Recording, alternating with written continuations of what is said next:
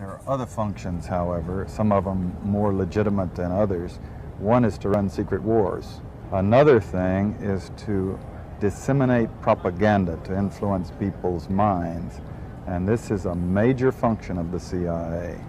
And unfortunately, of course, it overlaps into the gathering of information. You have contact with a journalist, you will give him true stories, you'll get information from him, you'll also give him false stories. You also work on their human vulnerabilities to recruit them in a classic sense, to make them your agent so that you can control what they do, so you don't have to set them up sort of, you know, by putting one over on them. So you can say, here, plant this one next Tuesday.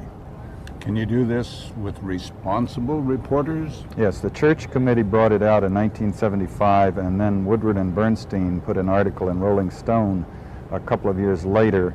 400 journalists cooperating with the CIA, including some of the biggest names in the business, to consciously introduce the stories into the press. Well, give me a concrete example of how you use the press this way. Well, for example, in my war, the Angola War that I helped to manage, 1/3 of my staff was propaganda. I had propagandists all over the world, principally in London, Kinshasa, and Zambia.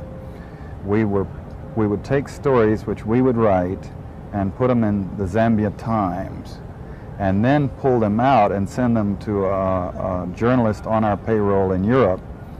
But his cover story, you see, would be that he had gotten them from his stringer in Lusaka, who had gotten them from the Zambia Times. But after that point, the journalists, Reuters and AFP, the management was not witting of it. Now, our contact man in Europe was, and we pumped just dozens of stories about Cuban atrocities, Cuban rapists. We didn't know of one single atrocity committed by the Cubans. It was pure, raw, false propaganda to create an illusion of communists, you know, eating babies for breakfast.